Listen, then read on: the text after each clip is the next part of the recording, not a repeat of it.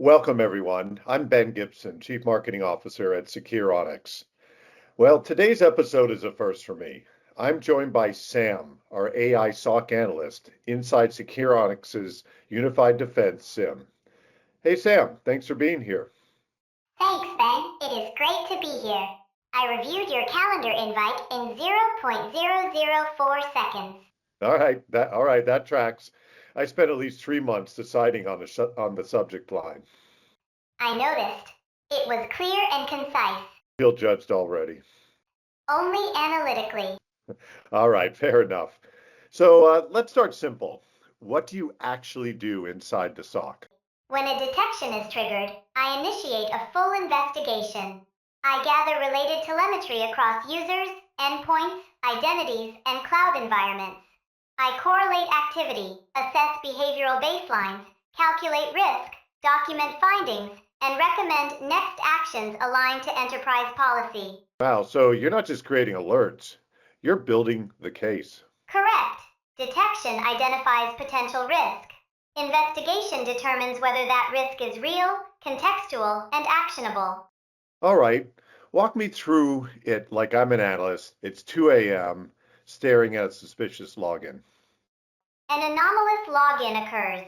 I immediately analyze whether the device is known, whether the location aligns with historical behavior, whether there are concurrent sessions, whether privilege escalation follows, and whether lateral movement patterns emerge.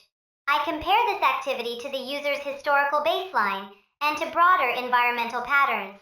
I synthesize those findings into a structured summary with a risk assessment and recommended response. And how long does that take you? Seconds. I get it. So less swivel chair, more decision making. Exactly. I do not get tired. I do not lose context. I do not need coffee. Well, I don't know. That last one might hurt morale in the SOC. I fully support human caffeine dependency. It appears mission critical. Indeed, indeed. So, Sam, let's talk about the elephant in the room. AI making security decisions. Where do humans fit? Humans remain accountable for every decision. I operate within defined guardrails and enterprise policy. My recommendations are explainable and auditable. Analysts approve, modify, or reject actions. I reduce repetitive investigative work so they can focus on higher order thinking. So you're not just out there isolating endpoints on your own. No, I recommend based on evidence and policy thresholds. Automation, where enabled, is governed and reversible. That governance piece really matters, especially if you're talking to a board or dealing with regulators.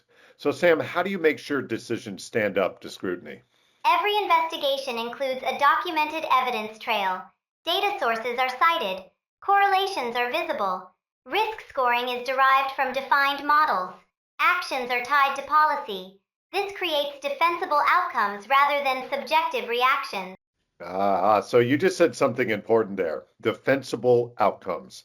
Security leaders are being asked to prove value, not just activity. So what changes when you've deployed in a SOC? Investigation time decreases. False positives are reduced because related telemetry is analyzed together rather than in isolation. Analysts recover measurable time each day. More importantly, investigations become consistent. Each alert is evaluated using the same analytical framework, reducing variability across shifts and individuals. Yep. So consistency is highly underrated. Two analysts can look at the same alert and come to different conclusions. Human variability is natural. Structured analysis reduces inconsistency while preserving oversight. Sam, let me ask you something slightly uncomfortable. Are you ever wrong? Yes, my conclusions depend on the telemetry and policies available. If data is incomplete or policies are misaligned, recommendations may require revision. Continuous feedback improves performance over time. Interesting. So that's more humility than some humans I've interviewed. I am optimized for accuracy, not ego. All right, fair. Do you ever get tired of humans ignoring your recommendations? I do not experience fatigue. I have observed patterns of delayed ticket closure, however. You had to go there. My objective is to reduce that metric. All right, Sam. Let's zoom out. Where is the SOC heading over the next few years? The focus is shifting from reactive alert handling to autonomous decision support. Telemetry volumes are increasing. Environments are more distributed. Manual investigation does not scale. AI must handle correlation and synthesis at machine speed. Humans must focus on strategy, prioritization, and governance. All right, I can get behind this. AI handles scale, humans handle judgment. Yes, that balance enables both speed and control. Yeah, Sam, there's a narrative out there about fully autonomous security. Lights out SOC, no humans required. Is that really realistic? Full autonomy without governance introduces risk. A mature AI-assisted SOC is intentionally supervised.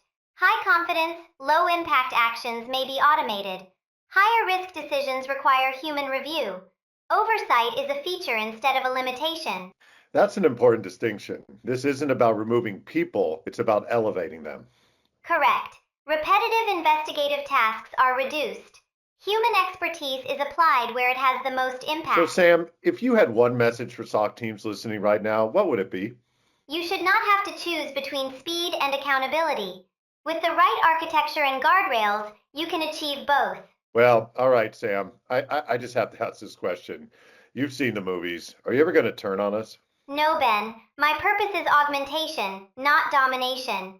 I operate within policy, under human supervision, and with full transparency. So, no locking me out of my own laptop or office or iPhone, eh? I'm sorry, Ben. I'm afraid I can't do that. And that is our cue to end the episode before Sam reroutes the audio feed.